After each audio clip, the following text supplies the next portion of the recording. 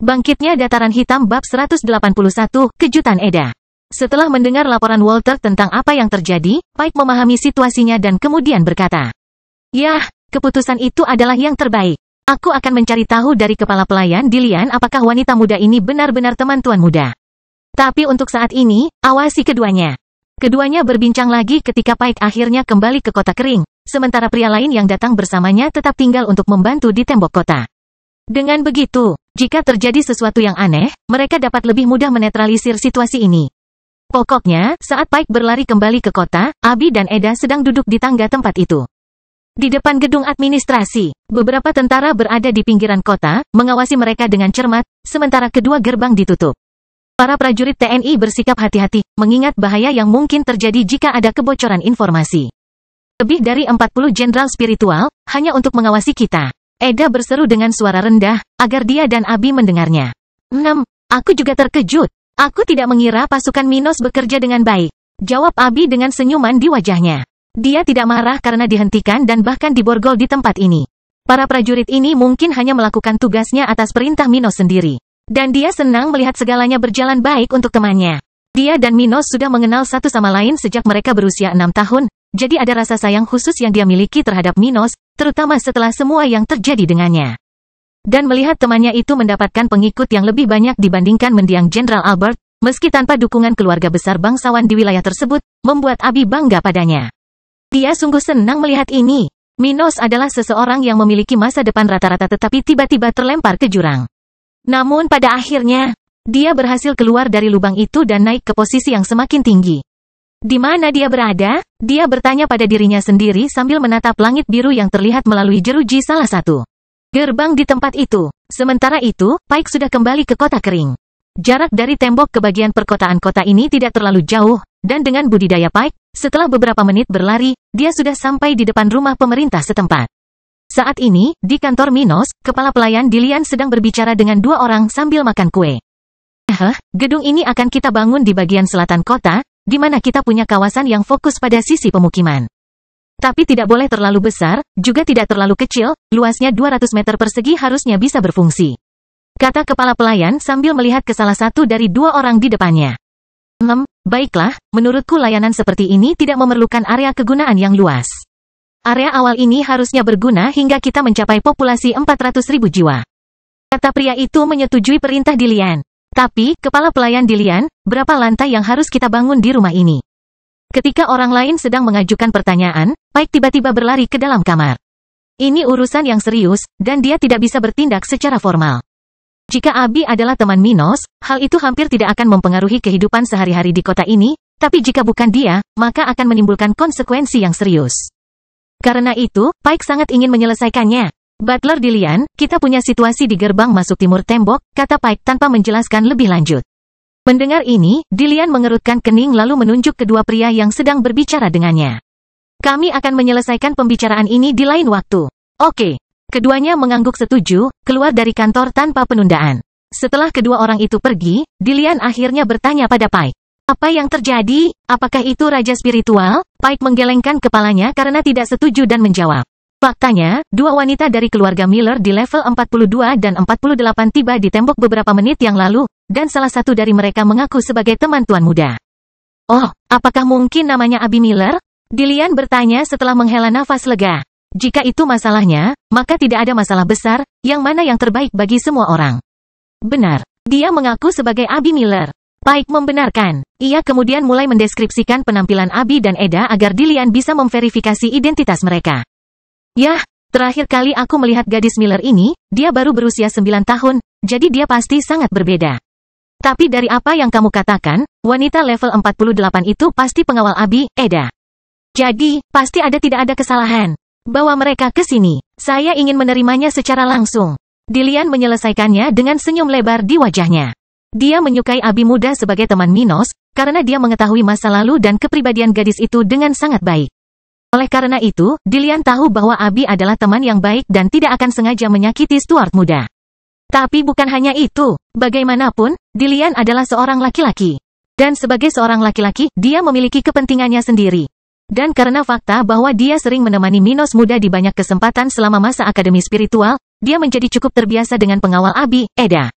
Keduanya memiliki posisi yang mirip, tingkat kultivasi yang dekat, dan mengikuti pasangan sahabatnya, Minos dan Abi, selama beberapa waktu. Dengan itu, mustahil bagi mereka untuk tidak menjadi lebih dekat. Haha, saya ingin melihat bagaimana reaksi Eda terhadap tingkat kultivasi saya yang baru. Hahaha, pria parubaya itu tertawa dalam hati, menjadi hangat ketika dia melihat Sersan Pike meninggalkan kantor Minos. Beberapa menit berlalu, dan akhirnya Sersan Pike muncul, datang dari arah barat tempat Abi dan Eda berdiri. Sepertinya sudah terselesaikan. Abi memikirkannya dalam hati, melihat ekspresi tenang Pike. Dan tak butuh waktu lama bagi Pike untuk sampai di lokasi dan memberi perintah dari kepala pelayan Dilian. Lepaskan borgol mereka. Butler Dilian telah memastikan identitas mereka dan meminta saya untuk mengantar mereka ke kota. Oh, seru Walter, senang karena semuanya berakhir dengan baik. Meski sama-sama bermusuhan dan sudah terlanjur menyerah, ia tidak begitu senang harus berhadapan dengan wanita cantik seperti mereka, apalagi seperti Abi.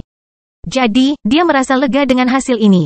Nona Abi, saya minta maaf mengenai hal ini.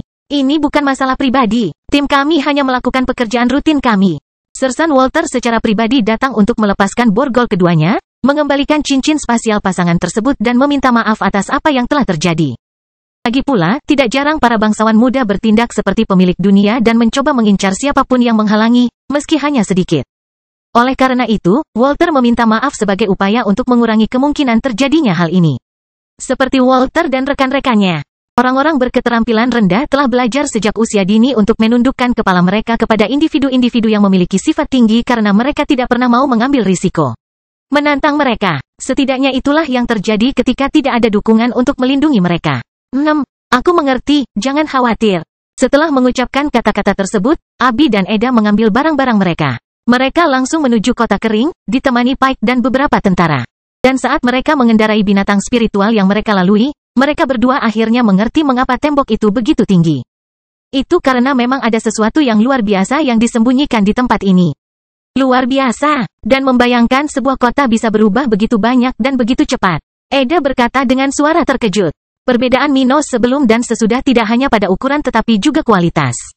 Eda dapat melihat bahwa bangunan-bangunan di kota ini masih baru dan terawat, jalanannya terencana dengan baik.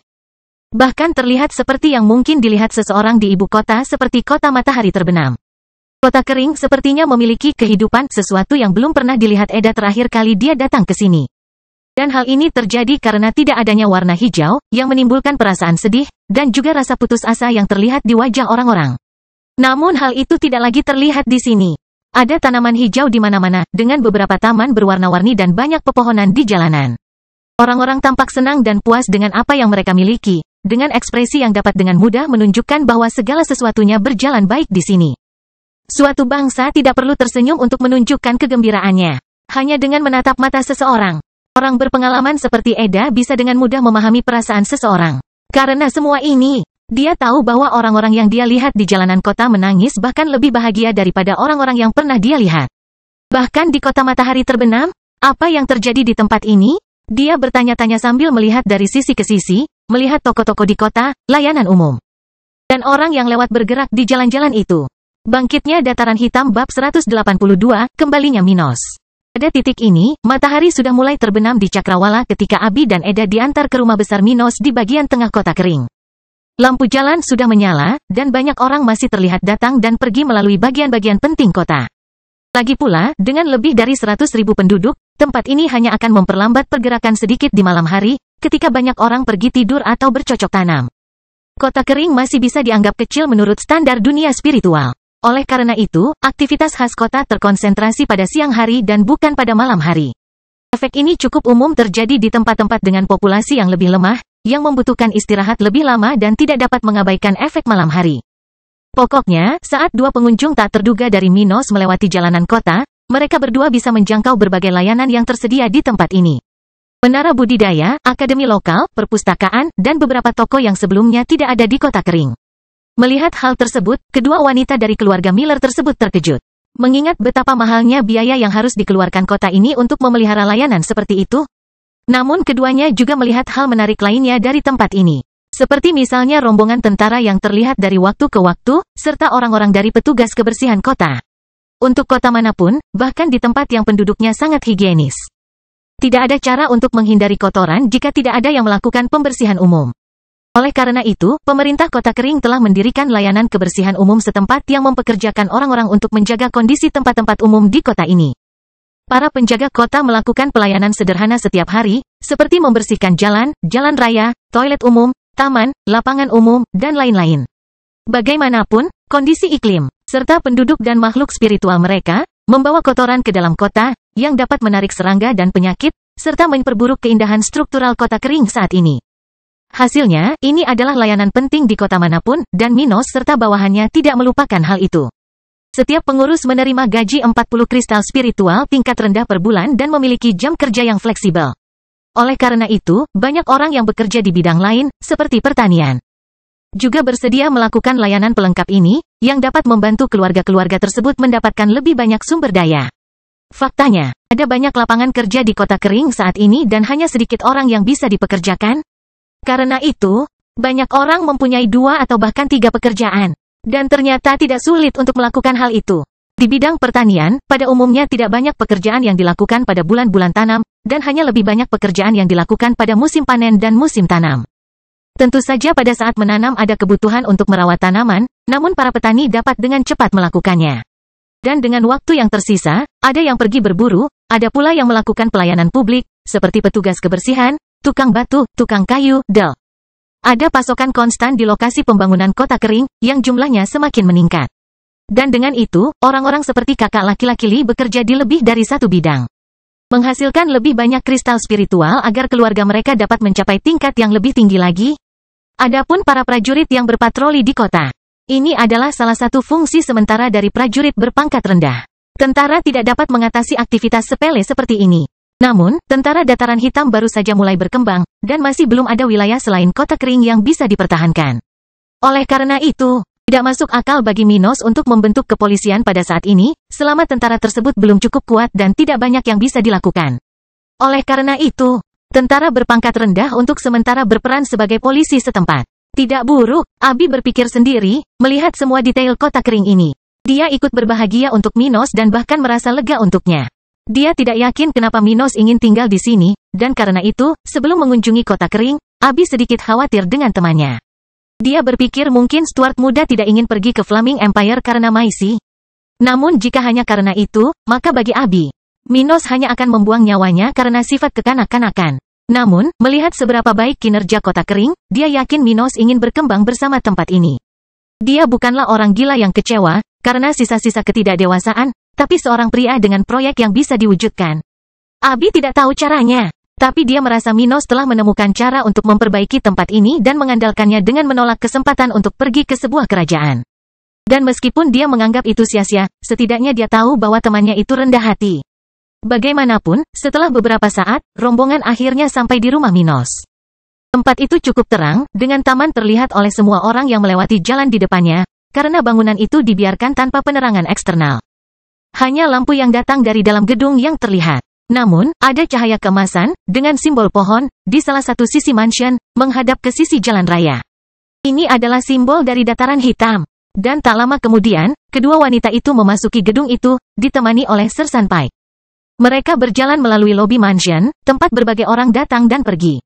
Mereka kemudian melanjutkan perjalanan hingga tiba di depan kantor Minos, di mana sekretaris Mia duduk di meja resepsi. Saat dia melewatinya, Pike menyapanya dengan cepat dan menuju kantor tempat Dillian menunggu mereka. Saat itu, pria parubaya itu sedang duduk di salah satu sofa di ruangan itu sambil menunggu dengan sabar. Dia sudah menyelesaikan urusan hari itu dan tidak ada layanan lagi untuk hari ini. Pada saat itulah kedua wanita itu memasuki ruangan. Hahaha, Abi muda, kamu benar-benar sudah dewasa, kata Dillian sambil bangkit dari tempat duduknya dan pergi menyambut kedua wanita itu. Dia tersenyum saat melihat betapa cantiknya penampilan teman Minos itu hanya dalam waktu 8 tahun. Terakhir kali dia melihatnya, Abi masih kecil, tapi sekarang dia adalah wanita seutuhnya. Nona Abi tumbuh dengan baik, haha. Eda menambahkan, bahkan sebelum wanita muda berambut biru itu mengatakan sesuatu. Abi lalu tersenyum dan berkata, senang bertemu denganmu, kepala pelayan Dillian. Sudah 8 tahun ya? Komentarnya sambil menatap Eda sambil melambaikan tangannya, menunjukkan tempat duduk kepada mereka berdua. Setelah menetap, Dillian duduk di hadapan mereka dan mulai berbicara lagi. Tuan muda memberitahuku tentang pertemuan kalian berdua di kerajaan Cromwell dan juga tentang undangan bagi kalian untuk datang ke Kota Kering. Pasti itu alasan kunjungannya kan? Itu benar. Saya ingin melihat bagaimana keadaannya setelah turnamen spiritual. Sebelumnya, saya tidak memiliki kesempatan untuk melakukan itu karena perkembangannya. Aku mengerti, tidak mudah bagi kalian untuk bertemu satu sama lain sebelum turnamen spiritual. Mereka mengobrol lagi ketika Abi akhirnya mencapai poin utama. Tapi, kepala pelayan Dilian, kemana Minos pergi? Apakah dia akan segera kembali? Soal itu, dia seharusnya segera kembali. Dia pergi untuk melakukan suatu urusan dan diperkirakan akan kembali dalam beberapa hari ke depan. Dilian berkata tanpa menjelaskan secara detail. Oh, senang mengetahuinya. Aku akan menunggunya. Dia menjawab dengan senyuman di wajahnya. Dilian, ganti topik pembicaraan, bagaimana tempat ini bisa berubah begitu banyak? Eda bertanya tanpa menyembunyikan rasa penasarannya tentang apa yang terjadi di sini.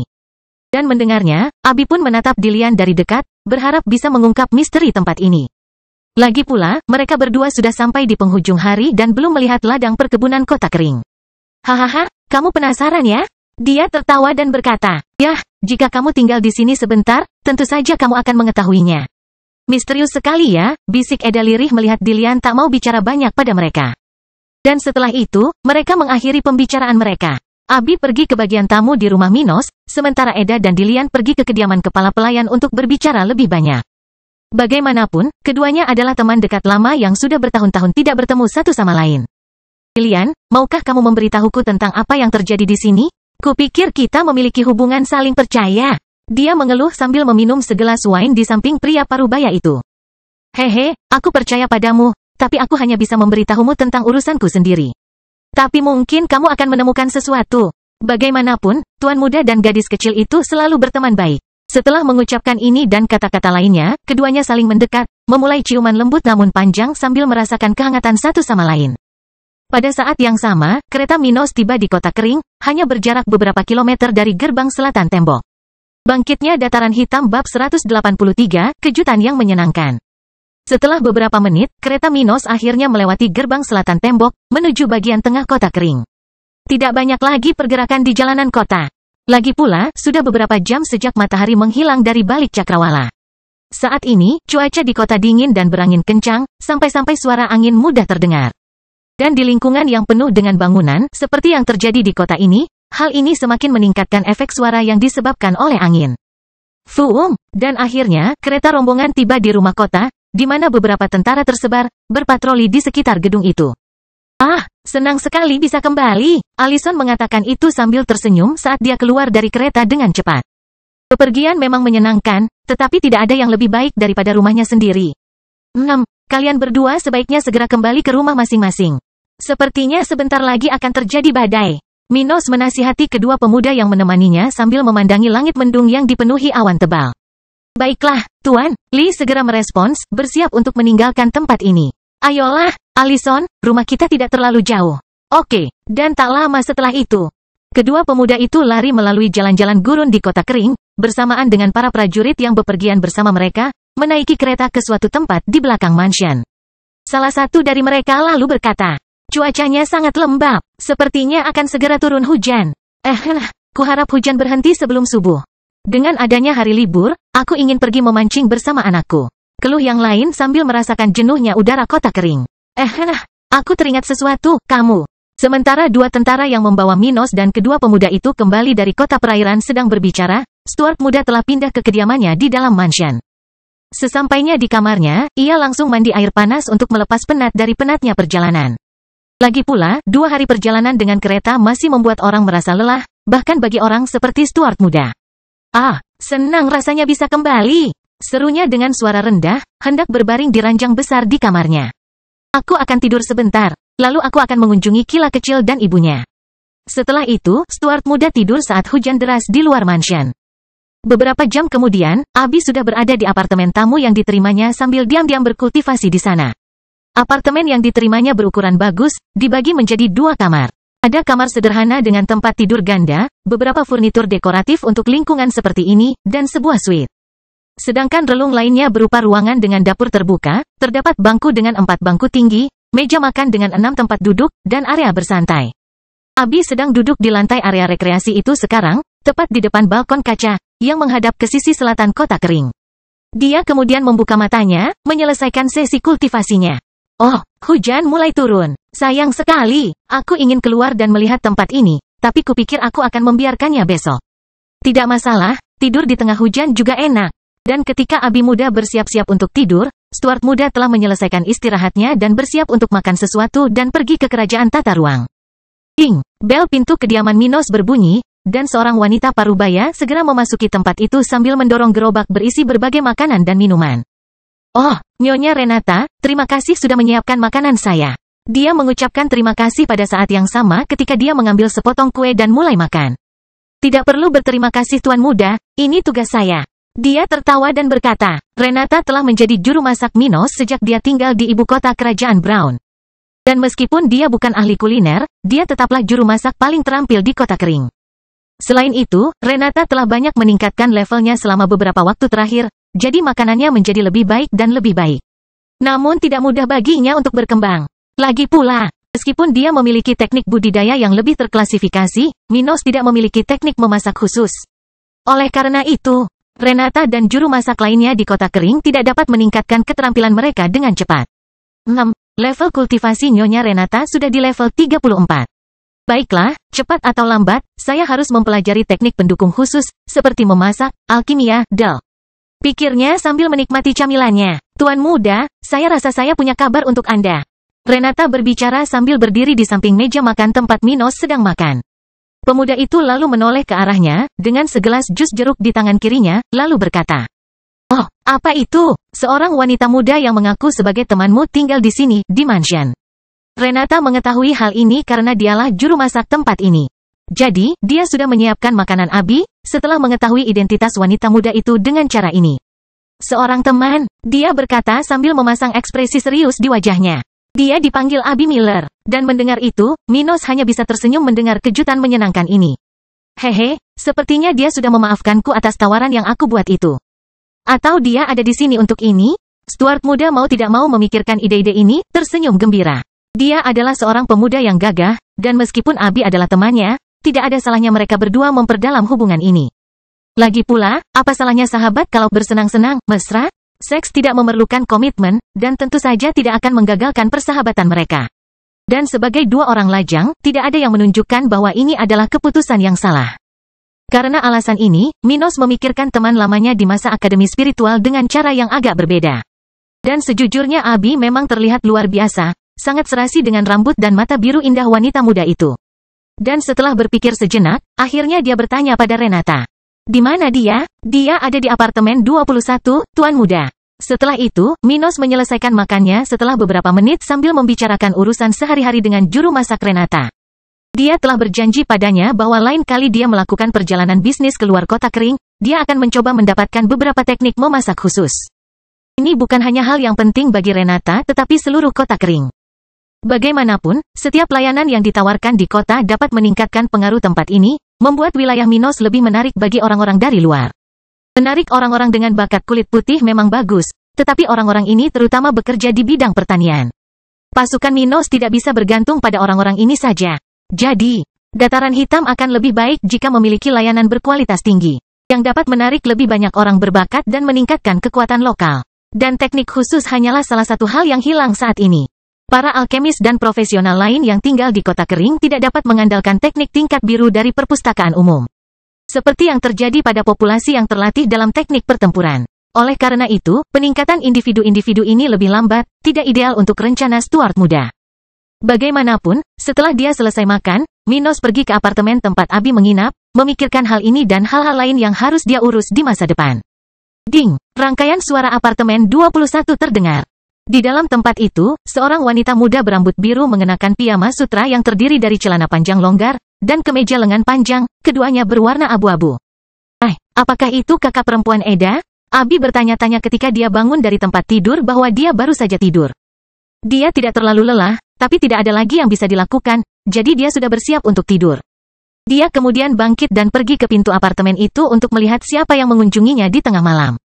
Dan saat membuka pintu, Abi melihat seorang pemuda berambut dan bermata coklat, berdiri di depan pintu, mengenakan kaos putih dan celana panjang hitam. Mino, dia berseru kaget. Abi mengira dia harus menunggu beberapa hari untuk bertemu dengannya. Tetapi demi kebahagiaannya, dia telah kembali dari perjalanan pada hari yang sama ketika dia tiba. Hehehe, senang bertemu denganmu lagi, ucapnya sebelum akhirnya memasuki apartemen Abi muda. Bangkitnya Dataran Hitam bab 184, pembicaraan malam hari. Saat memasuki apartemen tempat Abi menginap, Minos memeluknya sejenak dengan ramah. Kemudian keduanya menuju bangku di sana, tepat setelah wanita muda berambut biru itu menutup pintu. Baiklah, mari kita duduk dan bicara, katanya sambil menunjuk ke samping bahwa ada bangku itu. Keduanya duduk berdampingan di dua bangku kayu yang ada di dapur terbuka itu. Minos memperhatikannya sejenak, melihat cara Abi berpakaian untuk tidur. Dari semua wanita yang pernah menjalin hubungan intim dengan Minos, Abi tampaknya memiliki kepribadian yang lebih dekat dengan Ruth. Namun, masih ada perbedaan besar di antara keduanya. Sebelum bergaul dengan Minos, Ruth adalah seorang perawan yang tidak peduli dengan urusan orang lain, selama hal itu tidak mempengaruhi dirinya. Adapun Abi, dia adalah seorang perawan taat yang bahkan bisa mencoba ikut campur dalam kehidupan orang lain, seolah-olah dia punya hak untuk mengutarakan pendapat.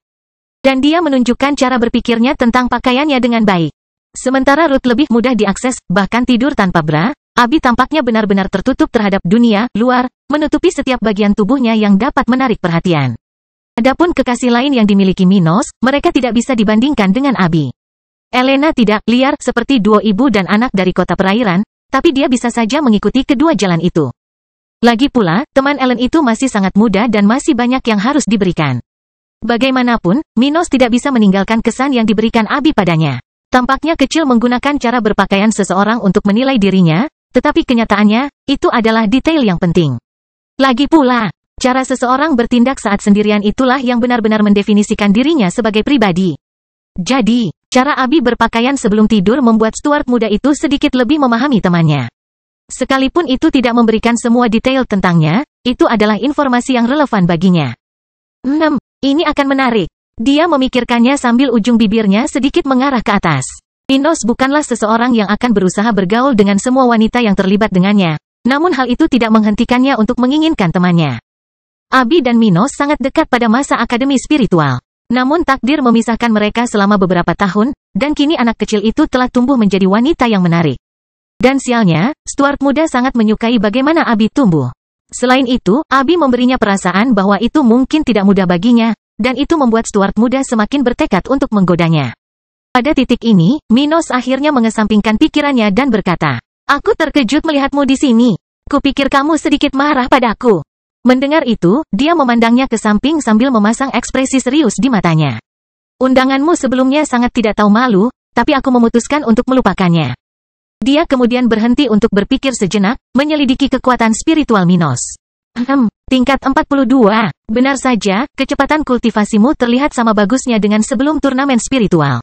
Dia memikirkannya. Abi tahu bahwa Minos telah tumbuh sangat pesat sejak dia tidak sadarkan diri hingga berusia 15 tahun. Dia kemudian berkata, "Ngomong-ngomong, jika aku lebih kuat darimu, aku akan menghajarmu atas apa yang terjadi, tapi karena aku bahkan tidak bisa mengalahkanmu sebelumnya, aku akan melupakan omong kosong itu." Minos lalu tertawa dan berkata, "Itu benar, HMPH, tapi jangan berpikir kamu bisa melakukan apa yang kamu inginkan hanya karena kamu lebih kuat dariku." Dia mengeluh tetapi tanpa menunjukkan rasa kesal. Dia baru saja bermain dengan Minos. Tentu saja, dia tidak ingin diperlakukan seperti orang yang lebih lemah. Tapi itu hanya percakapan antar teman dan bukan perselisihan. "Lalu, sepertinya kamu datang ke sini bukan untuk teman lamamu menunjukkan kesenangan hidup, kan?" Minos menggodanya dengan senyuman di wajahnya. Abi langsung tersipu mendengar perkataan Minos, memalingkan muka dari arah mata Stuart muda itu. "Aku ingin melihat bagaimana kabarmu dan mungkin menghabiskan waktu di sini bersamamu, seperti saat di Akademi Spiritual." "Hahaha, aku mengerti. Baiklah, kesampingkan leluconnya, kamu selalu diterima di rumahku. Tapi jangan menimbulkan terlalu banyak masalah, oke?" Ucapnya sambil mengambil salah satu tangan Abi dan memegangnya. "Masalah apa yang bisa saya timbulkan?" Dia bertanya dengan rasa ingin tahu. "Yah, aku tidak ingin kamu membicarakan tempat ini dengan orang lain setelah kamu keluar dari sini, oke?" Minos berkata dengan serius. Sebenarnya dia sudah punya rencananya sendiri untuk Abi, tapi dia tidak menyangka menarik wanita muda ini ke sisinya akan seperti orang-orang lain yang pernah dia tangani selama ini. Abi adalah teman masa kecilnya yang baik, tapi dia adalah seorang gadis muda dari keluarga Miller. Jadi, tidak mudah untuk meyakinkan dia untuk bergabung dengan sisinya, hanya menggunakan teknik tingkat hitam dan kristal spiritual. Itu pasti sudah dia alami. Karena itu, Stuart muda ingin bersikap alami dengannya. Abi lalu menjawab sambil menatap mata Minos dengan serius. "Saya bisa melakukan ini, Tetapi mengapa Anda ingin menyembunyikan tempat ini? Jika lebih banyak orang mengetahui seberapa besar kemajuan kota ini, Anda bisa mendapatkan banyak investasi. Ini belum waktunya bagimu untuk mengetahui motivasiku, tapi menyebarkan berita dari tempat ini akan sangat merugikanku. Kamu mengerti, ucapnya sambil sedikit menjabat tangan gadis itu. Mengapa dia mengatakan hal itu akan merugikannya? Tanya Abi mencoba memahami perkataan temannya. Tapi dia tidak menyimpulkan apapun. Lagi pula, Minos tidak terbuka tentang tujuannya sendiri untuknya, seperti yang dia lakukan pada Elena dan Ellen. Oke, baiklah, saya akan merahasiakan informasi dari tempat ini. Tapi saya punya pertanyaan lain. Mengapa Anda berinvestasi di tempat ini? Saya yakin Anda bisa melakukan lebih baik di wilayah lain.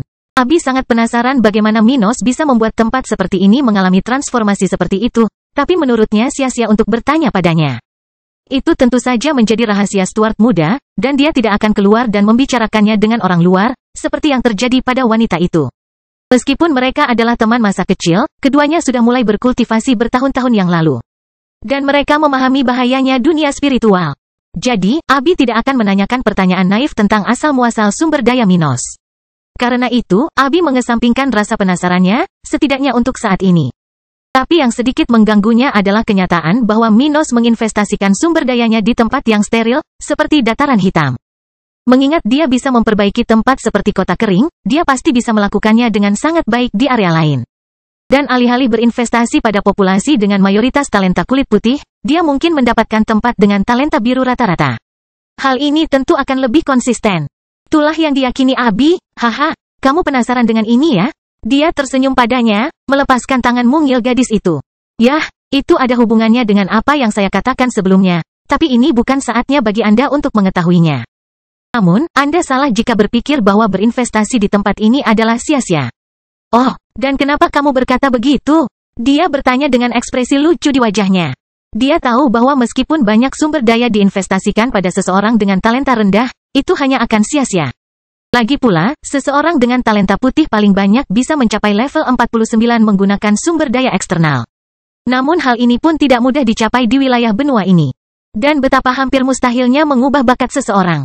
Jadi, berinvestasi pada orang-orang seperti itu tidak akan membuahkan hasil, bahkan di tempat yang lemah, seperti yang terjadi di utara benua tengah. Mustahil mengubah bakat seseorang kecuali hal seperti yang terjadi pada Stuart muda terulang kembali. Namun hal itu pun sangat sulit terjadi. Bagaimanapun juga, Minos telah menyerap sebagian jiwa yang ditinggalkan oleh dewa. Jumlah dewa tidak banyak, bahkan melihat seluruh sejarah manusia, dan meninggalkan pecahan jiwa sangatlah mahal. Bahkan bagi orang yang mencapai level 100. Jadi, apa yang menimpa Minos tentu merupakan sesuatu yang unik, yang mungkin tidak akan terjadi lagi. Minos kemudian melihat wajah Abi yang tersenyum dan mulai berbicara. Abi, aku tidak bercanda ketika aku mengatakan bahwa berinvestasi di tempat ini tidak sia-sia. Dia berhenti sejenak lalu berpikir, ini mungkin bukan investasi terbaik, mengingat akan lebih baik jika melakukannya di tempat lain, tapi saya tidak punya pilihan itu. Jika bukan karena tempat ini tertunda, sumber dayaku yang tidak dapat dijelaskan dapat menarik banyak bahaya ke pihakku. Izinkan saya mengajukan pertanyaan sederhana. Katakan, tahukah Anda seperti apa rata-rata bakat umat manusia 10 juta tahun yang lalu? Bagaimana kalau 30 juta? 80 juta tahun? Dia bertanya. Tidak menunjukkan perubahan pada ekspresinya saat dia menatap jauh ke dalam mata Abi. Bangkitnya dataran hitam bab 185, evolusi. Mendengar pertanyaan aneh Minos, Abi mengerutkan alisnya dan menatapnya lekat. Dia bahkan tidak tahu tentang sejarah 100.000 tahun yang lalu, apalagi jutaan tahun. Dan itu sudah diduga di tempat lemah seperti bagian utara benua tengah di mana tidak ada kekuatan kuno yang memiliki informasi dari masa yang begitu jauh. Dengan melemahnya konsentrasi spiritual di wilayah ini, keluarga-keluarga yang berasal dari tempat ini, yang memiliki talenta tingkat tinggi, sudah lama meninggalkan tempat ini. Dengan itu, informasi bahwa keluarga-keluarga ini telah meninggalkan wilayah ini dengan kekuatan tersebut, meninggalkan wilayah ini tanpa banyak orang yang mengetahui tentang masa lalu dunia spiritual. Dan kalaupun ada sebagian orang yang mengetahui sesuatu, melalui lisan, dengan melemahnya wilayah, budidaya menjadi lebih kompleks. Akibatnya, masyarakat mulai hidup semakin sedikit, sehingga mengurangi peluang keberhasilan informasi yang disampaikan. Sekalipun ada cara untuk menyimpan informasi dari masa lalu, hal itu masih sangat bergantung pada orang yang mengetahui pengetahuan tersebut. Dan seiring berjalannya waktu, data seperti ini telah hilang sepenuhnya di wilayah tempat tinggal Abi dan Minos. Saya tidak tahu, saya pikir seharusnya sama seperti sekarang ini. Dia menjawab dengan tidak yakin. Tapi kenapa kamu menanyakan hal itu? Informasi apa yang dimiliki zaman purba sehubungan dengan dataran hitam? Minos tersenyum padanya dan kemudian mulai berbicara. Yah, sepertinya kamu tidak mengetahuinya. Jadi, izinkan aku mengajarimu. Minos kemudian bangkit dari bangku kayu yang didudukinya, mulai memberitahu Abi apa yang dia ketahui, sambil memberi isyarat dan berjalan mengitari ruangan tempat mereka berada. Sama seperti teknik tingkat perak yang muncul sebelum teknik tingkat emas, teknik tingkat putih muncul sebelum teknik tingkat biru. Hal yang sama berlaku untuk bakat manusia. Tidak ada data dari awal mula umat manusia belum bisa bercocok tanam. Data tertua yang tertinggal berasal dari sekitar 80 juta tahun yang lalu. Masa ketika umat manusia sudah mulai bercocok tanam? Namun, bertentangan dengan apa yang Anda pikirkan, rata-rata bakat populasi manusia pada saat itu jauh lebih buruk daripada saat ini. Dia kemudian menatap mata Abi muda dan berkata dengan serius. Pastinya, mereka yang memiliki bakat biru adalah yang terkuat saat itu. Apa? Ini tidak mungkin benar. Jika tidak ada orang dengan bakat hitam, bagaimana bisa ada begitu banyak orang saat ini? Ia mencoba membantah perkataan Minos dengan mengungkit realitas masa kini. Stuart muda itu tertawa dan berkata, Abi, bisa dibilang mustahil mengubah bakat seseorang. Ia memejamkan matanya sejenak lalu melanjutkan. Tetapi bagaimana dengan anak-anak orang itu? Apa maksudmu? Kemungkinan seorang anak memiliki bakat yang lebih luar biasa dari orang tuanya sangatlah kecil. Bahkan dari 1 juta anak, mungkin tidak ada seorang pun yang memiliki bakat melebihi orang tua kandungnya. 6. Kamu benar sekali. Saya kasih contoh, jika 2 orang dengan talenta putih berkultivasi, mereka bisa mencapai maksimal, dengan bantuan dari luar, di level 49. Tetapi level 49 adalah level maksimum yang dapat dicapai oleh seseorang dengan bakat biru, tanpa sumber daya eksternal, untuk berkultivasi. Dengan kata lain, Minos sedang berbicara ketika Abi tiba-tiba menyela. Apakah kamu mengatakan bahwa seseorang dengan bakat putih, tetapi pada level 49, dapat dibandingkan dengan seseorang dengan bakat biru? Dia bertanya dengan kaget. Bagi orang yang terlahir dengan bakat, praktis tidak mungkin mengubahnya. Namun jika orang tersebut berhasil mencapai batas kultivasinya, maka dengan pembersihan spiritual yang dialami tubuhnya di setiap tahap tercapai. Kualitas genetik seseorang dengan bakat putih, level 49, hampir sama bagusnya dengan seseorang yang lahir dengan bakat biru. Dalam hal ini, untuk pasangan dengan talenta putih, keduanya berada pada tahap budidaya kelima, kemungkinan keturunan generasi pertama mereka memiliki talenta biru adalah lebih dari 50%. Dia mengamati ekspresi Abi sejenak lalu melanjutkan. Kembali ke masa lalu, pada saat itu, tidak ada orang yang memiliki bakat perak atau emas. Tapi ada beberapa yang memiliki bakat biru karena meskipun seseorang tidak mencapai batas kemampuannya, ada kemungkinan kecil bahwa anak tersebut akan melakukannya. Memiliki bakat yang lebih tinggi dari orang tuanya. Karena individu-individu ini, melalui mereka yang melanjutkan ke spesialisasi, seperti alkimia, kemajuan manusia secara turun-temurun menjadi mungkin. Sejak saat itu, mereka yang berhasil melampaui batas alami mereka mengembangkan bakat rata-rata dalam keluarga mereka, menggunakan sumber daya yang dibawa oleh para profesional tersebut ke dunia ini. Berpindah dari bakat putih ke bakat biru, memungkinkan munculnya individu pertama dengan bakat hitam. Setelah jutaan tahun, kita akhirnya sampai pada masa kini, di mana kita bahkan memiliki orang-orang dengan talenta emas. Dia menyelesaikan pidatonya, kembali duduk di sebelah Abi. Perbaikan genetik yang dibicarakan Minos ini mungkin terjadi karena pembersihan spiritual yang diterima tubuh seorang kultivator di setiap kemajuan ke tahap berikutnya bekerja secara berbeda di setiap jenis sel. Selain membuang kotoran yang ada di sel-sel seluruh tubuh, terjadi juga peningkatan energi spiritual yang dimiliki bagian tubuh kultivator tersebut dan perubahan kualitatif yang memungkinkan vitalitas yang lebih besar bagi organisme tersebut. Dan itu meningkatkan fungsi spesifik dari berbagai jenis sel dalam tubuh seorang kultivator. Hasilnya, kualitas sel reproduksi pun meningkat seiring dengan tidak dilupakannya proses ini. Karakteristik reproduksi mereka berevolusi, meningkatkan peluang keturunan individu-individu ini untuk memiliki bakat alami yang lebih besar dibandingkan orang tua mereka. Mengapa bakat seorang kultivator tidak dapat ditingkatkan dari pembersihan spiritual ini? Itu terkait dengan jiwa. Bakat berkaitan dengan tubuh, menyangkut genetika, dan jiwa, pusat dari individu. Dengan itu, bahkan jika kualitas sel seorang kultivator dapat ditingkatkan, kualitas jiwa tidak dapat melakukan itu kecuali jiwa seseorang menyerap bagian jiwa yang ditinggalkan oleh orang lain. Tapi ini sangat sulit terjadi karena hanya para spesialis di level 100 yang bisa memisahkan sebuah fragmen jiwa, dengan mengorbankan nyawa mereka sendiri, meninggalkannya. Hanya dengan berkultivasi, kekuatan jiwa seseorang akan terus ditingkatkan hingga batas aslinya. Tetap saja, karakteristik yang berhubungan dengan kualitas tidak dapat ditingkatkan dengan naik level. Bagaimanapun, karena faktor-faktor ini, hampir tidak mungkin untuk meningkatkan bakat seseorang. Tetapi tidak terlalu sulit untuk meningkatkan bakat sebuah keluarga. Itulah sebabnya umat manusia, seperti ras lainnya, berhasil mencapai titik sejarah saat ini, di mana bahkan ada kemungkinan seseorang mencapai level 100. Adapun makhluk spiritual dan elf, meskipun mereka lebih cocok dengan energi spiritual dibandingkan manusia, mereka juga telah mengembangkan bakat garis keturunan mereka melalui perjalanan waktu yang tak ada habisnya. Tapi itu bukan satu-satunya faktor yang memungkinkan umat manusia terus eksis. Tidak, ada batasan lain yang terkait dengan subjek ini. Akhirnya, Abi terdiam hampir 1 menit penuh, berusaha menjernihkan pikirannya. Apa yang dia dengar dari Minos sebenarnya masuk akal. Bagaimanapun juga, setiap kultivator yang telah menembus suatu tahapan beberapa kali akan mengetahui betapa fantastisnya perubahan yang dihasilkan dari pembersihan spiritual tersebut. Peningkatan tersebut bukan hanya peningkatan secara kuantitatif tetapi juga peningkatan secara kualitatif. Membandingkan seseorang sebelum dan sesudah pembersihan spiritual adalah seperti membandingkan kaca buram dengan kotoran yang dihasilkan dengan cara kuno. Dengan kaca kristal transparan yang dibuat dengan cara terbaik, memanfaatkan potensi material sepenuhnya. Karena itu, meski dia tidak punya bukti kebenaran apa yang dikatakan Minos, Abi menganggap hal itu wajar saja, mengingat semua itu. Dia kemudian mengesampingkan pikirannya dan bertanya, "Jadi, kamu ingin meningkatkan bakat keluarga di tempat ini?" Kurang lebih. Tapi untuk pekerjaan sehari-hari, orang-orang ini tidak perlu terlalu berbakat, jadi tidak sia-sia aku berinvestasi di tempat ini. Dan rata-rata bakat keluarga-keluarga ini dapat ditingkatkan dengan cepat, jadi saya masih bisa mendapatkan panen yang bagus di masa depan, tanpa bergantung pada orang dari luar. Dia selesai sambil bangun lagi dan pergi ke dapur apartemen itu. Sementara Abi duduk di sana, memikirkan semua yang dia dengar darinya, Minos segera membuat es teh, membawa cangkirnya ke meja dapur.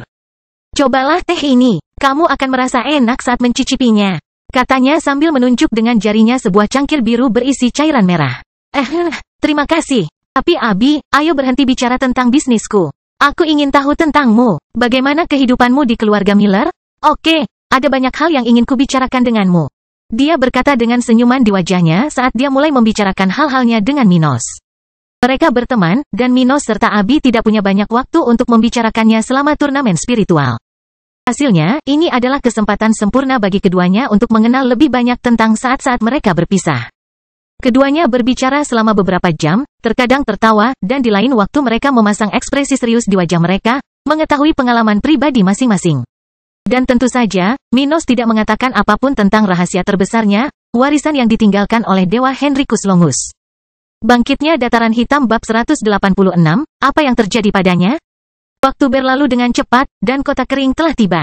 Setelah berbicara selama beberapa jam pada malam sebelumnya, Minos pergi ke kerajaan tata ruang untuk menjalani sesi pelatihan sementara Abi muda sedang beristirahat di apartemen yang sama seperti sebelumnya. Dia memanfaatkan cuaca hujan dan tidur nyenyak hingga subuh. Setelah itu, Abi pergi menemui Eda setelah makan untuk keluar kota dan mengenal tempat itu lebih baik. Sebelumnya mereka sudah sampai di kota Minos dan datang langsung ke mansion tanpa sempat mengenal tempat ini lebih jauh. Keduanya sangat penasaran seberapa baik wilayah ini setelah kedatangan Stuart muda, jadi mereka berdua ingin memahami apa yang terjadi di sini. Bagaimanapun, setelah meninggalkan apartemen tempat dia menginap, Abi segera menemukan pengawalnya melalui indera spiritualnya sendiri. Eda mengenakan gaun hijau sederhana, berbeda dari baju besi keluarga Miller biasanya. Lagi pula, tidak ada bahaya langsung di tempat mereka berada. Ngomong-ngomong, dia sedang duduk di depan air mancur kecil yang ada di area tamu rumah besar Minos sementara rambutnya tergerai di udara. Saat mendekati pengawalnya, Abi bisa merasakan sesuatu yang berbeda dari Eda, seolah-olah dia tidak terlalu stres atau semacamnya. Ada senyuman di wajahnya dan binar unik di mata pengawal wanita muda itu. Apa yang terjadi dengannya? Abi bertanya pada dirinya sendiri. Namun, dia segera mengesampingkan pemikiran itu ketika tiba-tiba dia mendengar suara Eda. "Nona Abi, apakah Anda ingin keluar dan melihat tempat ini? Saya ingin tahu apa yang terjadi di sini," ucapnya sambil bangun, begitu dia melihat kedatangan wanita muda berambut biru. "Ya, ayo jalan-jalan keliling kota." Setelah itu, mereka meninggalkan rumah pemerintahan kota kering, mengikuti jalan-jalan di wilayah tengah kota ini. Mereka melihat gedung-gedung publik yang mereka lihat sehari sebelumnya selama perjalanan singkat melalui jalan-jalan kota. Di tempat-tempat tersebut, mereka berhenti untuk berbicara dengan beberapa penduduk dan mengamati pergerakan di beberapa tempat. Namun mereka tidak menemukan sesuatu yang penting. Lagi pula, rata-rata penduduk kota kering tidak mengetahui bagaimana Minos memungkinkan semua perubahan yang terjadi di sini. Yang mereka tahu adalah perubahan sedang terjadi di kota, dimulai dari pertanian dan berlanjut dari sana. Beberapa saat kemudian, mereka akhirnya berhenti di sebuah taman umum yang ditumbuhi beberapa pohon, cermin air di tengah-tengah tempat itu, dengan air terjun kecil di ujung barat taman itu. Sebuah halaman rumput membentang hampir separuh tanah, dengan beberapa jalan setapak terbuat dari berbagai jenis batu, tempat orang bisa berjalan. Mereka duduk di bangku kayu dekat cermin air dan mulai berbicara. Eda menghela nafas keheranan lalu mulai berbicara. Saya tidak pernah menyangka suatu hari nanti akan ada budaya yang tumbuh di negeri dataran hitam ini. Sungguh sulit dipercaya. Jika aku tidak melihat semua ini dengan mataku sendiri, aku tidak akan pernah percaya sama sekali, seru Abi. Dia telah mencicipi buah-buahan yang dijual di pasar sentral dan merasakan sendiri kekayaan spiritual dari makanan yang dijual di kota kering. Dia bahkan telah memakan makanan yang diproduksi di dataran hitam di pagi hari. Tapi dia tidak akan pernah mengira itu adalah produk lokal. Dia merasa aneh jika Minos menawarkan kemewahan seperti ini kepadanya karena bahkan di keluarga Miller tidak lazim bagi orang untuk mendapatkan makanan sehari-hari seperti ini. Tapi menurutnya itu hanya sikap sopan dari satu teman ke teman lainnya. Dia tidak menyangka hal itu merupakan standar di kota kering. Alhasil, mengetahui kenyataan ini sangat mengejutkan teman muda Minos, yang saat ini tidak mengerti bagaimana semua ini bisa terjadi. Tapi bukan itu saja, Nona Abi. Kecepatan kultivasi Butler Dilian juga meningkat secara signifikan. Eda mengingat hal ini dan segera mulai melaporkan informasi ini. Dia belum langsung merasakan level Dilian. Namun, setelah menghabiskan waktu bersama, dia akhirnya memiliki rasa ingin tahu untuk menyelidiki kekuatan spiritual kepala pelayan. Dan saat melakukan itu, Eda sangat terkejut. Sebelumnya, terakhir kali dia bersama Dilian, dia hanya berada di level 44, sedangkan dia sudah berada di level 48 saat itu. Namun yang mengejutkan bagi Eda, kepala pelayan Minos sudah melewatinya dan sudah mendekati level 50. Kecepatan kultivasi ini sangat luar biasa bahkan bagi anggota keluarga kaya di utara benua tengah. Namun, hanya untuk satu bawahan, seperti halnya Dilian, ini adalah kecepatan yang konyol. Dengan sumber daya yang sangat sedikit, teknik tingkat rendah, dan tanggung jawab yang begitu banyak. Bawahan keluarga besar, seperti Eda, akan lebih sulit mencapai tahap ke-6 dalam kultivasi, raja spiritual. Abi lalu bertanya dengan heran. Apakah kepala pelayan Dilian juga meningkatkan kecepatan kultivasinya? Dia tidak tahu tentang tingkat kultivasi Dilian sebelumnya, jadi dia tidak menyadarinya sebelumnya. Karena itu, Abi semakin terkejut. Apakah kecepatan Minos tidak hanya meningkat tetapi juga bawahannya? Dia memikirkannya sejenak, sampai pada kesimpulan berikut. Saya pikir mereka pasti mendapatkan teknik budidaya tingkat perak. Ini, apakah itu mungkin? Eda bertanya tidak percaya. Hal seperti itu sangat berharga, dan bahkan keluarga kaya yang datang bersama Abi tidak mampu memiliki lebih dari satu teknik tingkat perak ini. Namun tampaknya hal tersebut tidak berlaku bagi Minos. Dan sesaat, Eda merasa iri pada Dilian. Betapa beruntungnya dia. Dia memikirkannya sebentar. Abi kemudian mulai berbicara dengan serius. Eda, kamu tidak boleh membicarakan tempat ini atau apapun yang berhubungan dengan Minos kepada siapapun, oke? Kenapa begitu, Nona Abi? Keluarga Miller pasti akan senang berbisnis dengan Minos muda. Tapi Minos tidak ingin hal itu terjadi, setidaknya untuk saat ini. Ucapnya sambil melihat ke arah di mana beberapa anak sedang bermain dan berlarian di taman tempat mereka berada. Kita akan berada di sini untuk sementara waktu, jadi sebaiknya kita kirim kabar pada keluargaku bahwa aku akan mengikuti pelatihan selama beberapa bulan ke depan. Tapi jangan menyebut apapun tentang tempat ini atau tentang Minos, iya kan? Memahami? Eda lalu mengangguk setuju dan berkata, baiklah, Nona Abi, saya akan mengirimkan pesan bahwa Anda akan berlatih saat kita melakukan perjalanan melalui kerajaan ombak selama beberapa bulan ke depan.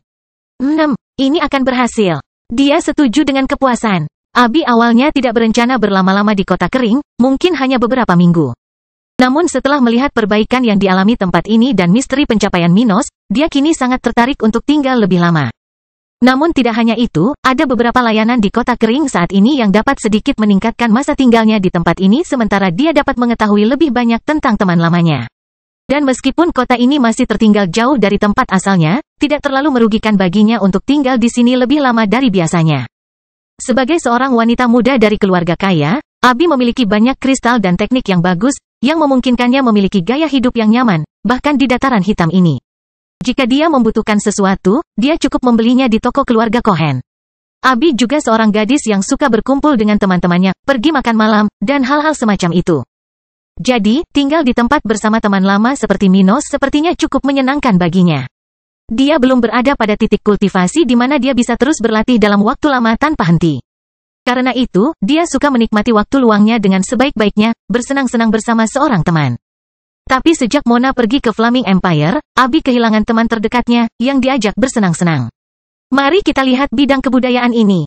Saya dengar letaknya di sisi barat kota. Abi menceritakan hal itu sesaat sebelum bangkit dari bangku kayu yang didudukinya. Saat Abi dan Eda secara bertahap mulai mengenal kota kering, sekelompok pria menyelinap di berbagai titik di tempat yang tampak seperti pelabuhan. Ada beberapa perahu tua yang ditambatkan di dermaga kayu yang tidak jauh dari situ ada dermaga dengan mercusuar kecil.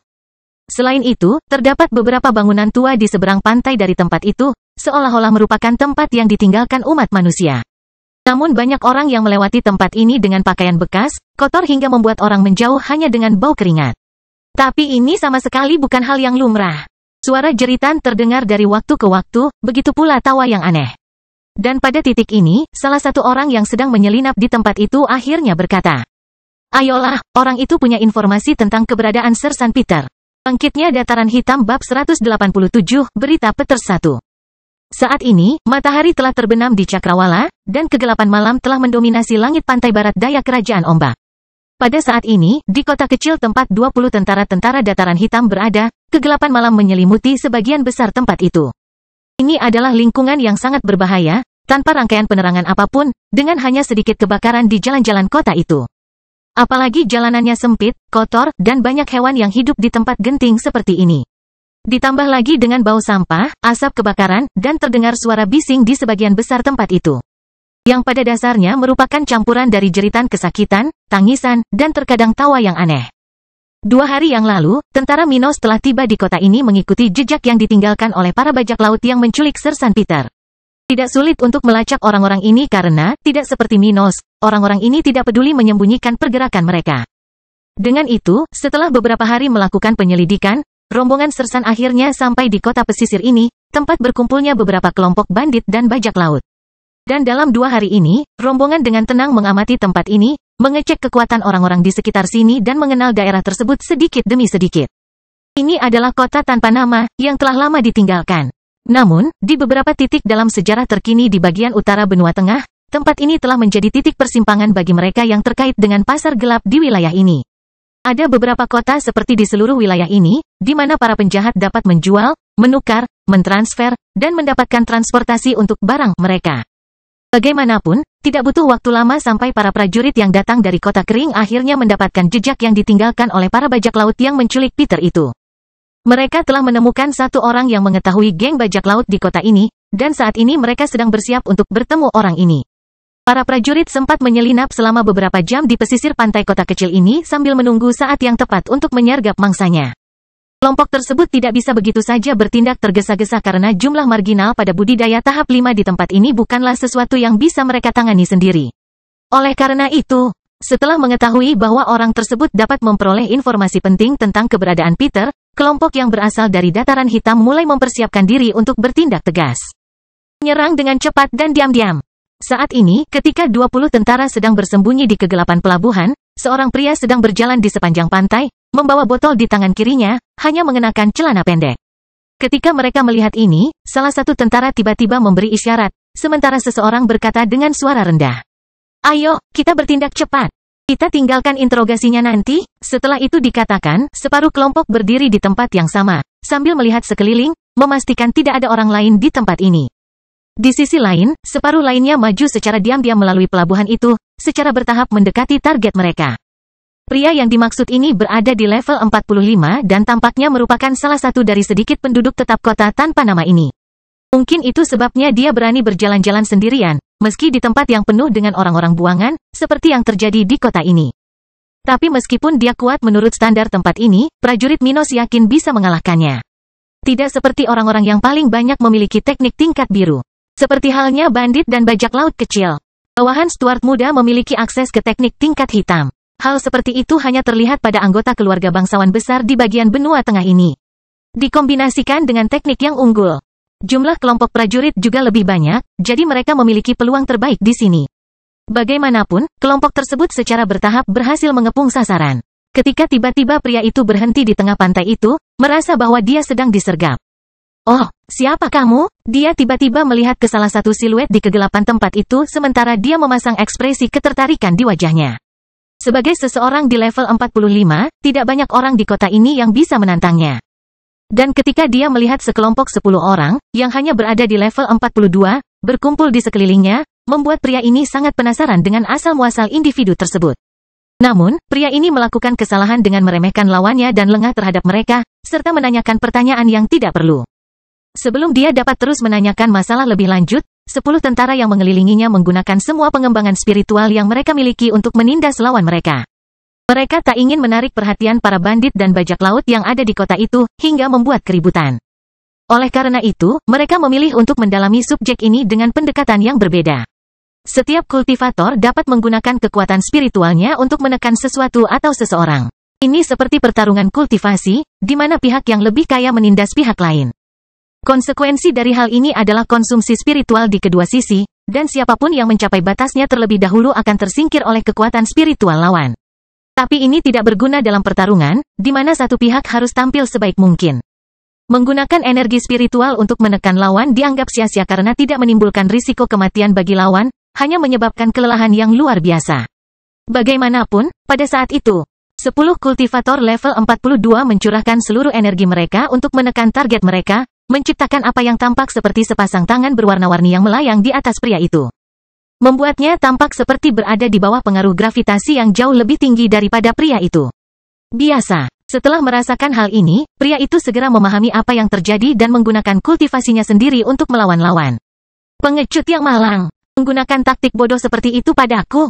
Bukannya dia tidak ingin menyerang prajurit Minos dengan teknik bertarungnya, tapi akan lebih buruk lagi baginya jika dia melakukan itu. Kelompok yang menyerang telah mendesaknya dengan segala yang mereka miliki. Jika pria ini tidak membela diri dengan cara yang sama, dia akan tersingkir tanpa ada kesempatan untuk bertarung. Semua ini karena dia lengah terhadap musuh-musuh ini. Dan saat dia melakukannya, sebuah telapak tangan hitam besar muncul dari arah pria itu, mencoba mendorong rangkaian tangan yang mencoba menekannya. Tapi itu sia-sia. Dengan kerugian numerik seperti itu, hanya dalam hitungan detik hingga tetesan keringat muncul di dahi pria itu sementara wajahnya sangat pucat. Kotoran, engah. Pada saat itu, konfrontasi spiritual akhirnya berakhir, ketika rangkaian telapak tangan berwarna telah menghancurkan tangan hitam yang menyerang mereka. Ah, pria itu menjerit kesakitan ketika akhirnya dia kehilangan kesadarannya di tengah-tengah tempat itu. Ayo cepat pergi, tangkap orang ini dan ayo pergi ke hutan di sebelah timur tempat ini. Salah satu tentara berbicara dengan suara pelan sehingga hanya orang-orang di tempat ini yang dapat mendengarnya. Beberapa waktu kemudian, sekelompok 21 orang pria berada di tengah hutan lebat, sementara api menyala di sekitar tempat mereka berada. Malam itu dingin, dan suara angin yang melewati pepohonan terdengar jelas. Di tempat itu, rombongan tersebar di sekitar api tersebut. Ada di antara mereka yang mengamati keadaan sekitar, ada pula yang duduk dan makan sambil beristirahat dari perselisihan sebelumnya. Akhirnya, seorang pria parubaya tergeletak di tanah di tempat itu, di samping api. Dia masih tidak sadarkan diri dan ada rantai di lehernya, yang menyegel budidayanya. Ini adalah pria yang disergap sebelumnya, dan 20 orang lainnya di sekitar tempat ini adalah tentara Minos. Dan setelah beberapa saat, akhirnya salah satu tentara mengatakan sesuatu, memecah kesunyian tempat itu. Lihat, dia bangun. Mendengar hal ini, prajurit lain yang duduk dan beristirahat di sana mengalihkan perhatian mereka dan bersiap menghadapi apa yang akan terjadi. Pria itu kemudian mengedipkan matanya dengan cepat, mencoba memahami apa yang terjadi, sambil menoleh ke kiri dan ke kanan. Sial! Kultivasiku tersegel. Dia sangat menyesal merasakan tali di lehernya. Pada saat itu, salah satu sersan dalam kelompok itu duduk di depan pria itu dan mulai berbicara. Jika kamu ingin hidup untuk melihat hari esok, sebaiknya kamu tidak menyembunyikan apapun dari kami. Menyembunyikan sesuatu darimu. Siapa kamu? Kenapa kamu tiba-tiba menyerangku? Dia bertanya dengan marah. Kekuatan. Namun jawaban yang didapatnya adalah tendangan di perutnya yang membuatnya batuk seteguk darah. Kamu tidak bertanya apa-apa di sini? Prajurit yang menyerangnya berkata dengan ekspresi mengancam di wajahnya. Segera setelah itu, Dumas, pemimpin tentara tersebut, berbicara lagi. Salah satu rekan kita diculik oleh kelompok bajak laut yang melewati kota ini beberapa hari yang lalu. Bangkitnya Dataran Hitam bab 188, berita Peters 2. Sekelompok bajak laut, ada beberapa di sekitar sini. Pria itu mengacungkan. 6. Kita tahu itu. Tapi kelompok khusus ini, anggotanya punya tato seperti ini. Dumas kemudian menunjukkan kertas dengan desain segitiga merah. Kelompok tentara yang dikirim untuk misi ini menemukan hal ini melalui hilangnya anggota tubuh salah satu dari 2 bajak laut yang tewas dalam pertarungan melawan Peter. Ada tato seperti yang ditunjukkan Dumas pada pria di depan mereka di lengan yang tertinggal di medan perang. Dan ketika berbicara dengan kusir yang pernah menemani rombongan prajurit dalam penyelidikan tempat pertarungan. Lelaki tua itu sempat mengatakan bahwa dia mengetahui tentang kelompok bajak laut tersebut. Menurut lelaki tua itu, kelompok penculik Peter beroperasi di berbagai belahan utara benua tengah sejak lama. Tapi apa yang bisa dengan mudah membedakan mereka dari yang lain justru tato yang ditampilkan anggotanya, seolah-olah itu adalah lencana kebanggaan. Beberapa memiliki lebih dari satu tato ini. Terkadang di punggung, lengan, dan beberapa yang lebih berlebihan melakukannya di dahi mereka sendiri. Jadi, Dumas yakin pria yang tampaknya adalah salah satu pengelola kota pelabuhan ini pasti mengetahui sesuatu tentang perjalanan orang-orang yang lewat sini bersama Peter. Akhirnya, melihat gambar yang tergambar di selembar kertas tua, lelaki itu sejenak memasang wajah serius, mengenali kelompok bajak laut yang sedang dibicarakan orang-orang tersebut. Dia sebenarnya tahu tentang orang-orang ini. Lagi pula, dia sangat membenci mereka. Bahkan bagi para preman, kekacauan total tidak baik bagi bisnis dan kehidupan sehari-hari mereka. Dan pria ini, sebagai salah satu manajer lokal, tidak mau harus selalu menyelesaikan masalah, karena orang-orang berdarah panas, yang menimbulkan masalah jika ada kesalahpahaman sekecil apapun. Dan bajak laut dari kelompok yang dimaksud, ya, mereka bisa dianggap paling sombong dalam bisnis ini. Meski kelompok bajak laut dari utara benua tengah ini hanya merupakan cabang dari kelompok aslinya. Namun para anggotanya tetap sangat bangga menjadi bagian dari organisasi dari salah satu tempat terkuat di benua tengah. Itu membuat mereka merasakan perasaan tak terkalahkan. Bahwa tidak ada yang salah bagi mereka. Dan akibatnya, para bandit biasa yang ingin hidup dengan ketertiban minimal, seperti halnya pria yang diculik oleh tentara Minos, harus menanggung sikap tak terkendali dari para bajak laut itu. Setelah berpikir beberapa saat, pria di lantai hutan gelap itu tiba-tiba tertawa dan kemudian mulai berbicara. Hahaha. Jadi apakah itu salah satu hama yang kamu bicarakan? Jangan khawatir. Aku akan memberitahumu semua yang aku tahu. 2 minggu lalu, kelompok yang Anda ikuti ini tiba di kota tempat kami berada. Tetapi kelompok itu belum lengkap. 2 perompak yang biasanya bepergian bersama mereka tidak ikut dalam kelompok itu. Kata laki-laki itu sambil duduk di lantai tempat itu, kadang memandangi api, kadang memperhatikan sersan Dumas yang ada di dekatnya. Apa yang mereka lakukan di sekitar sini? Prajurit lain bertanya dengan ragu. Mereka mengumpulkan tawanan dan mengangkutnya ke kapal mereka, yang berlabuh di kota ini. Namun, setelah mereka tiba 2 minggu lalu, mereka akhirnya menyelesaikan semua ruang di kapal dan kemudian tidak lagi berkeliaran. Dan kemana mereka pergi? Tahukah kamu? Tanya Dumas. Dia lalu menjawab dengan tulus. Hehehe, aku tidak bisa mengatakan di mana mereka berada saat ini. Tapi aku tahu mereka pergi ke pasar gelap di kerajaan Cromwell. Mengapa menurutmu begitu? Karena kamu memberitahuku. Kerajaan Cromwell melakukan banyak transaksi dengan bajak laut dan bandit dari pasar gelap, yang biasanya berada di pesisir wilayah ini. Dan perdagangan budak adalah salah satu kegiatan utama di tempat-tempat itu. Kerajaan Cromwell memiliki beberapa keluarga yang bersedia membeli tawanan di pasar budak. Kegiatan komersial utama negara bagian ini adalah pertanian, salah satu daerah yang paling berpotensi terjadinya kerja paksa. Tidak sulit mengajak para tawanan untuk bercocok tanam. Lagi pula, hal itu tidak membutuhkan banyak pengetahuan atau dasar yang baik untuk berkultivasi. Dengan itu, para budak bisa dikendalikan dengan hampir sempurna, tanpa ada peluang untuk melarikan diri. Karena mereka biasanya jauh lebih lemah daripada pemilik mereka, sama seperti mereka adalah tenaga kerja murah. Dengan itu, kerajaan Cromwell akhirnya mengikuti jalur pembangunan melalui perbudakan ribuan orang sepanjang sejarahnya. Namun, dalam sejarah terkini, perbudakan tidak terlalu mengkhawatirkan karena tidak ada konflik regional yang signifikan di wilayah benua tengah ini. Pokoknya, setelah mendengar jawaban pria itu, Dumas berhenti sejenak untuk berpikir sambil memejamkan mata dan merasakan semilir angin malam. Yah, saat ini, para penjahat ini seharusnya sudah hampir berada di pasar budak di kerajaan Cromwell. Dia kemudian bertanya dengan ekspresi muram. Dan apa yang terjadi pada para tawanan dengan talenta hitam itu? Bakat hitam, ya? Mereka dijual langsung ke keluarga besar bangsawan setempat.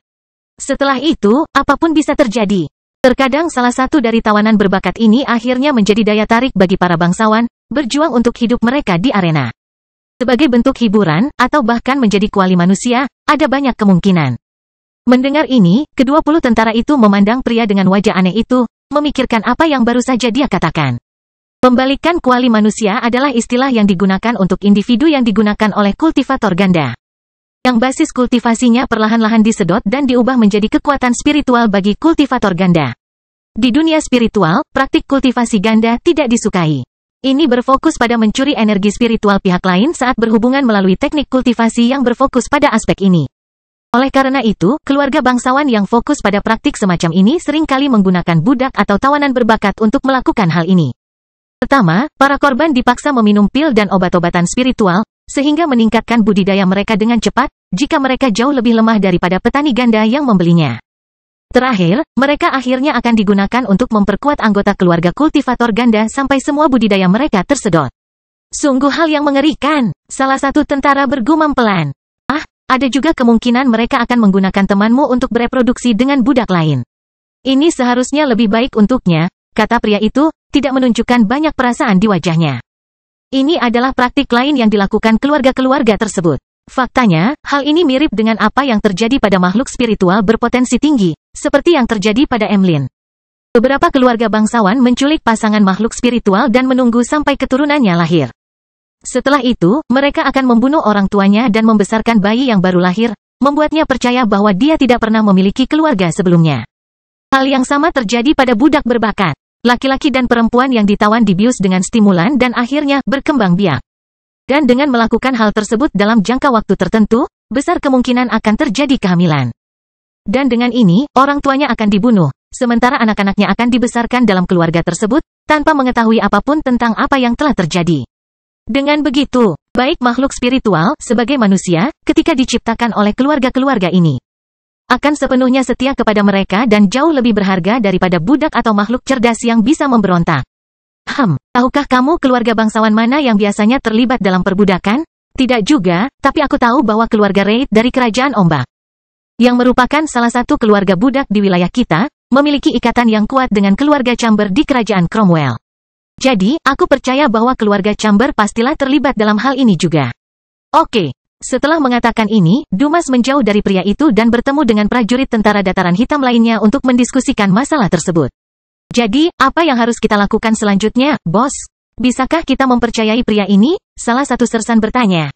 Namun, sebelum Dumas dapat mengatakan apapun, orang lain dalam kelompok tersebut mengambil inisiatif dan berkata, Chief Dumas, saya yakin pria itu mengatakan yang sebenarnya.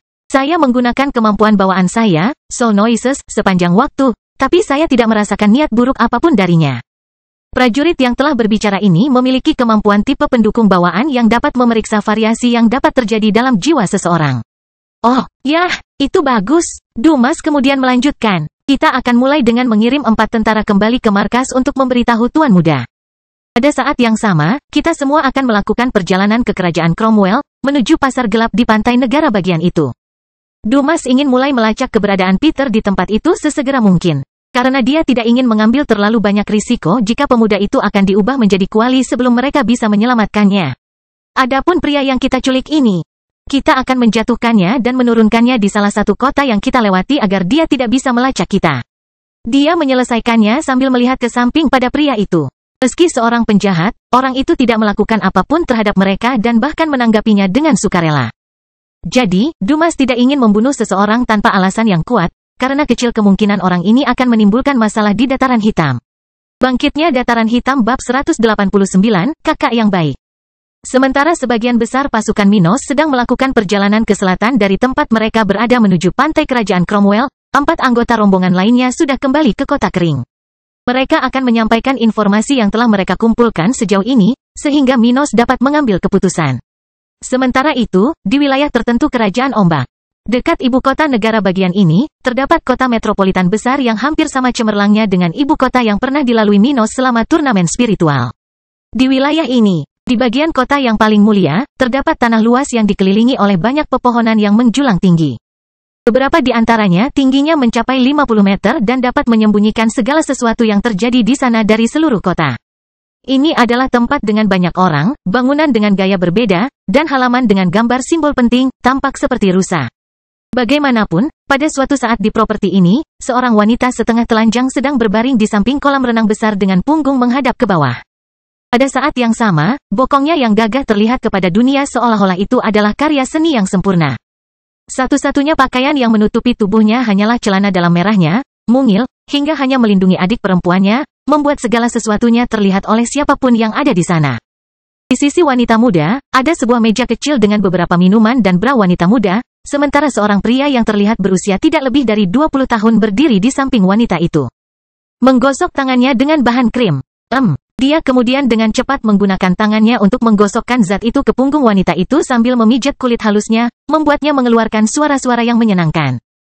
Untuk beberapa saat, pria itu melakukan hal tersebut hingga akhirnya dia mulai memijat bokongnya yang sempurna, sesekali memasukkan salah satu jarinya ke bawah celana dalamnya. Namun, sebelum hal itu berkembang ke tingkat yang baru, wanita itu mendapatkan kembali pikirannya dan bangkit dari sana, menarik diri dari tangan pria itu. Christian, aku sudah bilang kalau aku tidak akan melakukan ini padamu sampai kematian suamiku terbalaskan. Dia berkata dengan ekspresi tegas di wajahnya. Sudah hampir setahun sejak kematian suaminya, namun belum ada informasi relevan yang ditemukan. Dan layaknya seorang istri yang baik, wanita ini ingin membalas dendam. Bagaimanapun, dia mencintainya. Pria itu kemudian kehilangan ekspresi kerinduan di wajahnya beberapa saat yang lalu dan menatap wanita cantik di depannya ini. Misty, apa menurutmu aku tidak mau membalas kematian kakakku? Ayah sudah berusaha sekuat tenaga untuk mencari tahu apa yang terjadi. Tetap saja, Tristram kecil dibunuh di tengah gunung. Itu tidak mudah dan tidak cepat untuk menyelesaikan kejahatan dengan karakteristik ini. Ini adalah kakak laki-laki Tristram, Christian Reid, level 45. Black Talon, 23 tahun. Sebagai kakak laki-laki yang baik, Christian memutuskan untuk merawat istri mendiang kakak laki-lakinya begitu dia mengetahui apa yang terjadi. Sebenarnya, dia sudah sedikit mempertimbangkan hal itu sebelumnya. Namun takdir mengejutkannya, meninggalkan seorang wanita muda, cantik, dan membutuhkan seorang janda, yang membutuhkan bahu yang ramah. Tapi Misty, meski tidak pernah menolak ajakan Christian selama dia tidak berlebihan, sepertinya punya perasaan pada Tristram dan ingin membalas dendam. Namun sayangnya bagi Christian, mengungkap misteri di balik apa yang terjadi di puncak kabut merupakan tantangan tersendiri. Lagi pula, saat itu hanya ada 18 orang di tempat itu, termasuk Minos, Ruth, Oswald, dan 2 orang yang terbunuh. Namun meski saksinya tidak sedikit, namun semuanya sulit didapat. Minos dan Ruth adalah pembunuhnya, jadi mereka jelas tidak akan seenaknya menyebarkan berita. Oswald, penguasa sekte awan abu-abu, tidak peduli dengan apa yang terjadi di utara benua tengah. Dan yang lainnya, mereka semua adalah anggota keluarga bangsawan dari berbagai penjuru wilayah ini. Dan bahkan jika salah satu dari mereka ingin berbicara, masih akan sulit untuk melacaknya. Karena tidak banyak bukti yang tertinggal. Karena semua ini, meskipun keluarga Reid berjuang untuk membalas kematian salah satu anggota paling berbakat mereka belum menemukan banyak hal. Yang mereka temukan hanyalah bahwa pada saat itu, peristiwa yang mengakibatkan kematian Tristram muda adalah kompetisi pengobatan tingkat prajurit. Tapi meskipun mereka sampai pada lelaki tua yang menjual informasi buah pelangi itu, tidak ada yang meninggalkan nama apapun. Dan hanya dengan munculnya para tersangka, itu tidak cukup bagi keluarga Reid untuk menemukan mereka yang bertanggung jawab. Sial. Bahkan jika mereka memutuskan untuk membunuh semua orang yang terlibat, mereka masih harus mencari 16 orang dari 2 miliar orang. Lagi pula, setelah mendengar pembenaran Christian, Misty menoleh ke arahnya dan kemudian menggigit bibir penuhnya sambil menggunakan tangan kanannya untuk meraba puting kirinya, menggunakan sisa tangannya untuk menggosok adik perempuannya yang ditutupi oleh celana dalam mungil gadis itu. Melihat wujud iblis Misty, Christian terpesona sejenak, menikmati gambar indah ini. Hasrat mulai terbentuk jauh di dalam dirinya, dan dia sangat ingin bisa menyentuh wanita kakak laki-lakinya yang sudah meninggal. Ini bukanlah sesuatu yang baru baginya.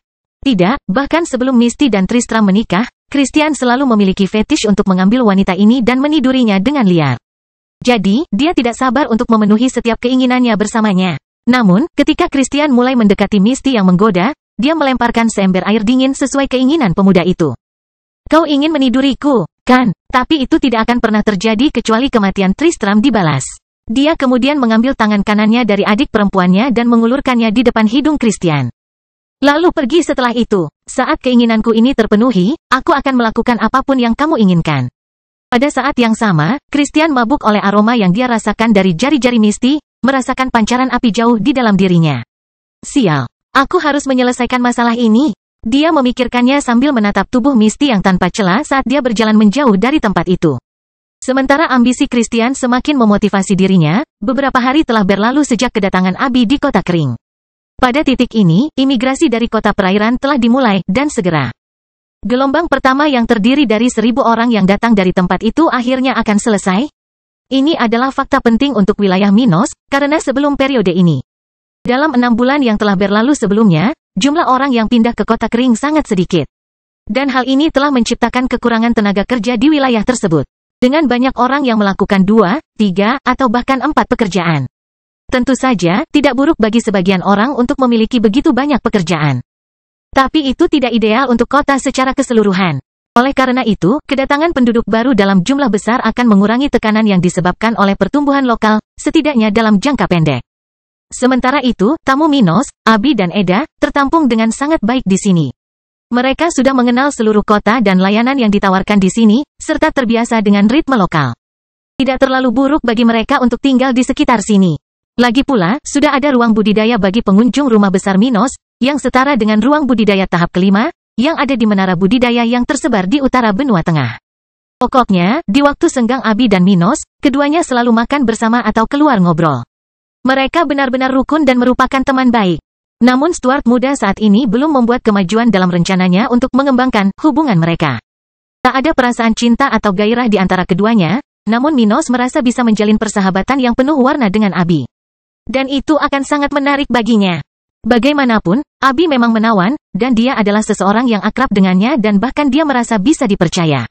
Namun, gadis muda dari keluarga Miles tampaknya jauh lebih rumit dari yang dia perkirakan sebelumnya. Dan untuk Eda, dia rukun dengan kepala pelayan Dilian, seperti yang mereka lakukan saat di akademi spiritual kedua anak muda itu.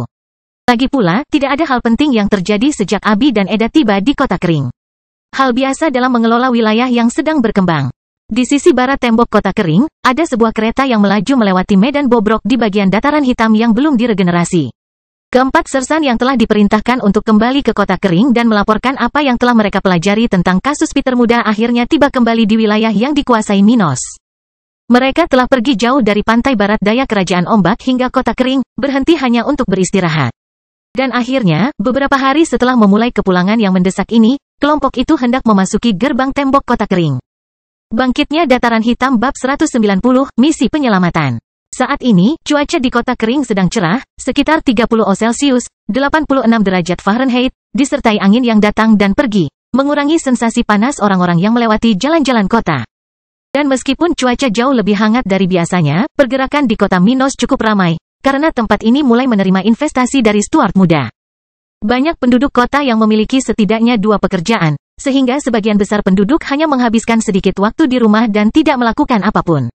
Oleh karena itu, sekitar 130.000 penduduk lokal menghabiskan sebagian besar waktunya di sekitar kota kering, menimbulkan semangat yang tidak biasa untuk tempat kecil seperti ini. Dan sementara penduduk biasa di kota ini menjalankan urusan sehari-hari mereka, Minos berada di kantornya di rumah besar di pusat kota. Dia sedang duduk di kursi berlengan di belakang meja besar sambil melihat ketiga orang di depannya. Selain kepala pelayan Dilian yang hadir di tempat ini, ada seorang pria dan seorang wanita, keduanya parubaya, duduk di seberang meja Minos. Pria itu tampak biasa-biasa saja dan memiliki pakaian yang tidak menarik yang pasti akan membuatnya bisa berbaur dengan kerumunan kota kering. Sedangkan bagi wanita, meskipun kecantikannya biasa-biasa saja, ia tetap memiliki rasa kebangsawanan, bukan hanya karena gaun sutra abu-abu yang dikenakannya tetapi juga karena cara ia membawa diri. Bagaimanapun, keduanya bekerja sama dalam pembangunan gedung baru di kota kering. Laki-laki merupakan ketua kelompok tukang yang akan mengembangkan bangunan tersebut, sedangkan perempuan adalah perancang yang bertanggung jawab atas proyek tersebut. Atas permintaan Ellen, wanita ini datang dari Pulau Batu untuk mengembangkan gedung-gedung publik di kota kering. Dia telah tinggal di lokasi ini selama hampir 4 bulan dan telah berpartisipasi dalam beberapa proyek lokal. Saat ini, Dilian yang sedang duduk di kursi di samping kedua orang itu tiba-tiba berkata, Nona Judy, bagaimana perkembangan menara kota kering? Sejauh ini, saya sudah mempersiapkan sekitar 50% proyeknya, namun saya masih membutuhkan 2 bulan lagi untuk menyelesaikannya. Ini pekerjaan yang ekstensif dan membutuhkan banyak waktu perencanaan. Dia menjawab tanpa menunjukkan perubahan apapun dalam ketenangannya. Bangunan yang dibicarakan Dilian adalah konstruksi yang diperlukan untuk menampung serangkaian pertahanan di kota kering. Namun, untuk jenis arai ini, tidak cukup hanya dengan mengoperasikannya saja. Tidak, susunan pertahanan perlu memiliki struktur pendukung agar bisa bertindak. Oleh karena itu, perlu dibangun menara di tengah-tengah kawasan lindung dan beberapa bagian lain dalam batas kemampuan susunannya. Hanya dengan itu, benda spiritual jenis ini bisa bekerja dengan benar. Dan justru karena semua persyaratan tersebut, maka perlu adanya suatu desain untuk perencanaan bangunan jenis ini. Tepat setelah dia berbicara, Minos mengangguk, berkata, "Yah, tidak perlu terburu-buru untuk saat ini. Kami masih belum memiliki semua kristal untuk membeli susunan pertahanan ini. Lagi pula, Tuan Randall, setelah proyeknya siap, berapa lama waktu yang dibutuhkan untuk membangun menara ini? 2 tahun, Tuan Muda. Bahkan jika kita menambah tenaga kerja yang ditawarkan di kota, tenggat waktu ini tidak boleh berubah." Ada banyak bagian dalam pembangunan menara ini, yang perlu dilakukan sedikit demi sedikit agar strukturnya dapat berfungsi. Ucapnya sambil menggaruk janggut hitamnya. 2 tahun sudah cukup. Padahal, 2 tahun bukanlah waktu yang lama bagi kota kering untuk mendapatkan perlindungan. Lagi pula, rangkaian pelindung, seperti yang ingin dibeli oleh Stuart muda. Berharga 40 juta kristal spiritual tingkat rendah. Karena harga ini, mengingat biaya operasional kota kering, akan memakan waktu lama sebelum pasukan Minos mampu membayar biaya tersebut sekaligus. Waktu berlalu, dan kelompok tersebut mengobrol tentang berbagai topik lain ketika Dilian akhirnya menanyakan sesuatu yang menarik minatnya. Untuk menyelesaikannya, aku ingin tahu bagaimana caranya, Ho. Namun, saat dia berbicara, Sekretaris Mia bergegas masuk ke ruangan, membuat Dilian berhenti berbicara bahkan sebelum dia menyelesaikan pertanyaannya. Dia kemudian berlari ke sisi Minos dan berkata dengan suara rendah. Tuan muda, 4 dari 20 sersan, yang keluar untuk menyelidiki penculikan Sersan Peter, berada di luar ruangan, menunggu untuk melaporkan temuan mereka kepada Anda. Mendengar ini, Minos mengerutkan kening, menyadari mengapa Mia tampak begitu gelisah saat dia masuk ke kantornya. Dia lalu berkata, Nona Judy, Tuan Randall, mari kita selesaikan pembicaraan ini lain kali. Maaf, tapi saya harus mengurus masalah lain sekarang. Tidak masalah, Tuan muda, kami siap membantu Anda. Jawab Randall, segera bangkit dan mengucapkan selamat tinggal kepada kelompok itu. Adapun wanita yang berperilaku mulia itu, dia juga segera meninggalkan kantor Minos, segera setelah mengucapkan selamat tinggal dengan sopan. Dilian lalu bertanya penasaran sambil menatap Mia. Apa yang telah terjadi? Tapi bukannya mengatakan sesuatu, Minos sendiri yang turun tangan. Mia, suruh mereka datang ke sini. Dia kemudian melihat ke arah Dilian dan berkata, pada saat yang sama, bahwa sekretaris akan meninggalkan tempat itu.